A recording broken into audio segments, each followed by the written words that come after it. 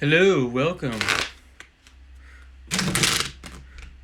We're back after a couple weeks off.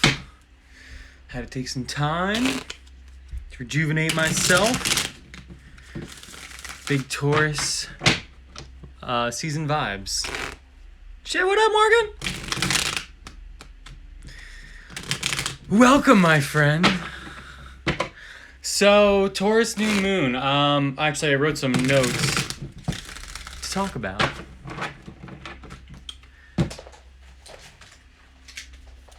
So first off, anytime the moon is in Taurus, I always think about how the moon is actually exalted in Taurus. It's a great placement for Taurus. The moon and Taurus get along really well. The moon's all about your emotions, the subconscious. And Taurus is all about sensuality and feelings and earthly pleasures. Possessions are some of the things that come to my mind. And so I'm always thinking about this marrying of our emotions and like our worth, our self-worth. And, you know, when you marry the two, you get good self-worth there. Oh shit, what's up, Jen? Welcome. So I love when the moon is in Taurus because I'm a Taurus moon, so I always feel super connected to it. But with the new moon, we're always thinking about setting a new intention. Full moons are realizing and shining light. So what I wrote down here was what I'm thinking about, and what I've kind of been feeling all through Taurus season is like these self-care routines or like pleasure, the ways in which like we pleasure ourselves. Like I've actually been making sure I've been taking like a nice bath on Mondays. Like I take a nice bath, just chill it out. And it really helps me settle down and ground back down. And so anyway, that's just for me personally. But for the new moon, you might be thinking about ways to set new intentions around your self-care routines. How are you taking care of your mind, your body, your soul, your spirit? And I did write down that like this is a time of new opportunities, especially for like money or financial endeavors, but also for your body, a new opportunity to connect back to your body, to feel your body.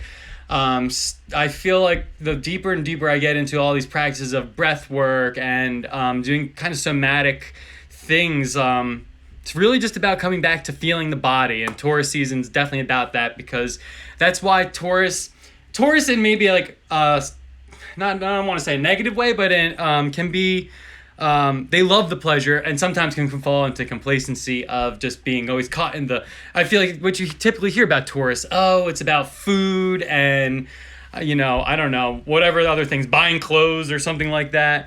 But Taurus is also a sign of like loyalty, stability, and abundance. So these might be all topics that you're thinking about and setting new intentions towards during this new moon. Oh, I wrote treat yourself too, because I feel like, again, it's that self-care. How are you treating yourself? And this is how it ties back again to self-worth, to, the people who love themselves, treat themselves like they fucking love themselves. They fucking spoil themselves. They buy themselves what they want and they don't feel guilty about it and shit. So yeah, let's get into some cards here. Actually, I feel like I always start with tarot cards, but I think today I'm going to start out with some angel cards instead. So let's see what we got here for Taurus new moon. What's coming in for the energy for the collective? Again, this collective reading, take what resonates and leave what does not resonate. All right, coming in here. Angels, what do we need to know? All right, we got three cards. We got inner child healing, friendships and union, and transformation. And I feel like transformation and inner child healing definitely belong together. I've definitely been feeling this because, again, like I was just saying about Taurus being about sensuality, feeling your feelings. I feel like the way we heal our inner child is to come back to these feelings. And I know as I've gotten into these somatic practices, all the trauma is stored in your body. So those somatic practices are about going back into where do you feel tension? Where do you feel pain in your body? These could be stored traumatic experiences or things that we've just compartmentalized. And it needs us to go back in. Our inner child needs us to go back in and actually revisit this pain so that we can see it from this new light. And this is where the transformation can happen. And with friendship and union, I really think about also coming together with people, friends, and letting them witness that, and you sharing your pain and them sharing their pain back with you. And that is, I think, where a lot of the healing happens and the transformation begins. So let's dive into some tarot cards, though. Do we need to know angels for the collective? This new moon. Okay.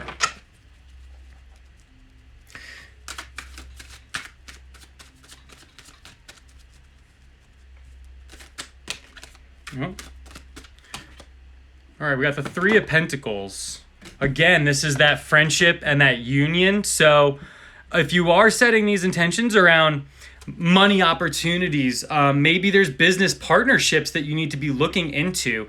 What I think about also with the Three of Pentacles is when we work in a team, we all have like our place, you know? So I feel like part of the Three of Pentacles is realizing what your personal best skills are. What are you really good at? And doubling down on those things. I mean, yes, it's always great to expand and learn other things, but when you're working within a team to accomplish a project and try and bring something to life, like in this card, it's three people: the architect, and it's like a person from the church, and then it's like the actual person building it, and they all have to work together because they all have different skills.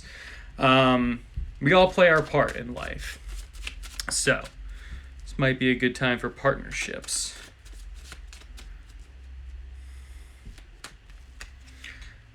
All right, we got Knight of Pentacles.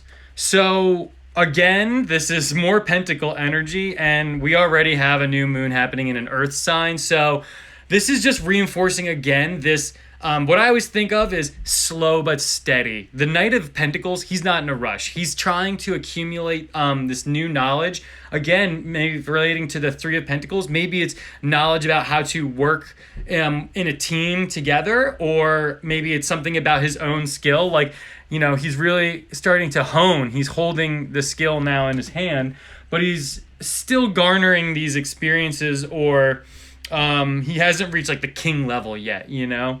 So again, this is to say that slow and steady. And I feel like, again, the word abundance is coming to me because I'm thinking like, again, the number 3 is a number of abundance as well. And so I'm thinking about when we try and do too many things too quickly, we burn ourselves out. And the energy of earth energy is about, again, slow and steady. What are, maybe with this new moon you're thinking about, what are some, practical, again, the Knight of Pentacles is extremely practical, about practicality. So what are some practical things that I know I'll stick with in the long term that I can institute in my life? Again, maybe relating to work or relating to how you take care of yourself.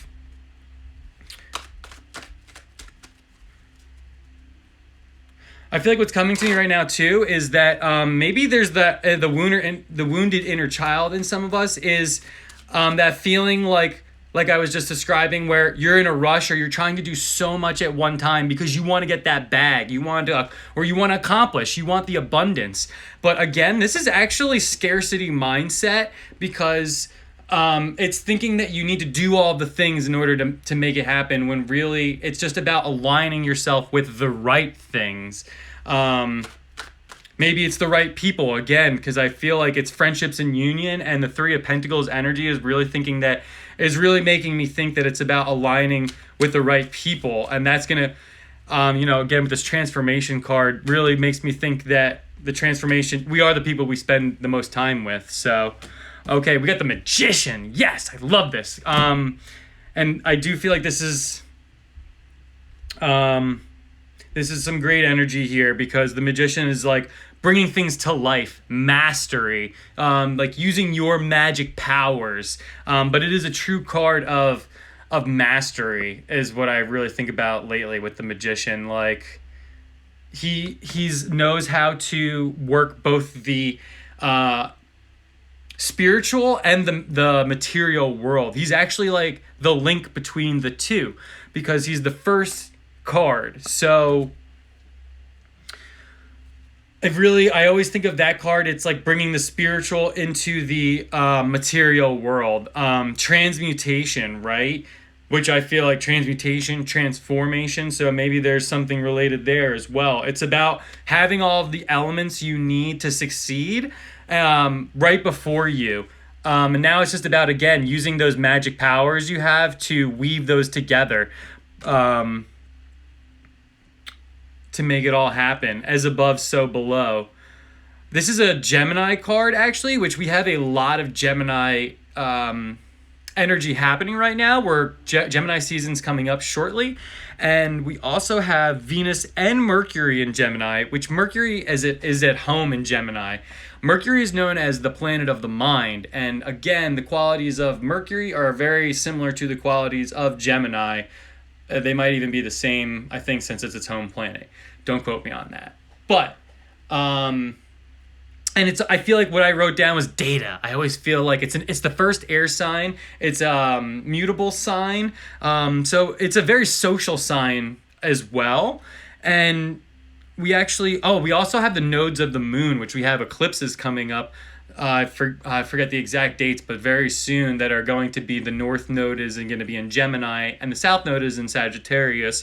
So again, it's just even more about this, the power of the mind is what comes to mind for me.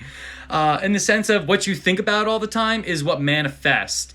This card is definitely a card of manifestation as well. Mastering your thoughts. And I always think about the infinity sign. Like this is, that is the, infinite power of like being able to take your ideas and turn them into something real. What was I saying also? Oh, I'm sorry, that's right. Venus and Mercury. So the data, and again, this even relates to the friendship and the Three of Pentacles here, but I wrote down thinking about relationships and thinking about your relationships, because Venus is all about our relationships and how we gain pleasure, and Mercury again is about the mind. So this might be collecting new data from our surroundings, or getting new information about people or cultures or groups of people, maybe who are going to benefit your work, looking at this reading that we have happening. That again, I feel like there's just this message being reinforced that that these groups that maybe you're coming together with right now are going to help this transformation to get you in alignment with what's going to bring you this stability and abundance. All right, let's pull a couple more here, and then we'll do a little wrap up, because I feel like the message is pretty clear here. All right, we got the Eight of Cups. So with the Eight of Cups, what I'm thinking is that there might be many opportunities coming your way during this time, since it's Taurus season abundance, spring blooming, right? To think about it from an earth sense too, because again, it's an earth sign. But the Eight of Cups is all about walking away from things that are not bringing us pleasure to go find the things that are. So maybe on this route to mastery, or on this slow and steady pace, you're realizing that there's certain things that aren't bringing you happiness, and those things are actually draining your energy. Maybe, again, going back to what I was saying earlier, maybe it's one of those things that is that you're just trying to do to bring things to life, to try and shake things up. And sometimes you need to do that when there's not a lot happening, just to try different things. But again, once you've learned what is the thing, what am I the master of? What am I, what is my skill? What is my best skill that I have? Then you'll know which things are in alignment for you, and which things are just distractions that are draining your energy. And then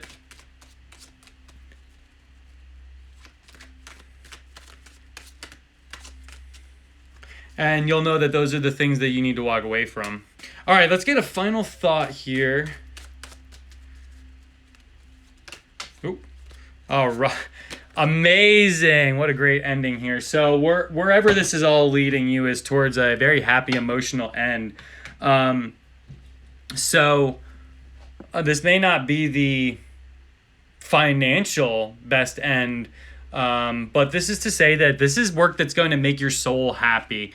Again, it's what you're the master of. It's doing what brings you pleasure, doing what is the gift that you've been brought here to bring into this world to make it a better place, to contribute to it. Again, I'm thinking about like just loyalty to yourself and to like what your goal is, and that slow and steady pace you need to take to get there. So again, just to have kind of a wrap up here, the new moon, we're thinking about new intentions we're going to set for our self-care routines and how we're going to pleasure ourselves.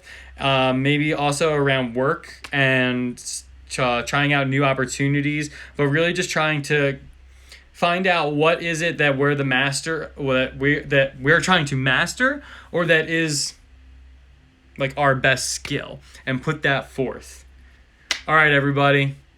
Much love. Oh, I wanted to let you know as well, I have a playlist on Spotify that I started called Hanging with Hippie Trap. The link is in my bio. Check that out. I'm going to be doing a new one every season, updated every Friday with new music.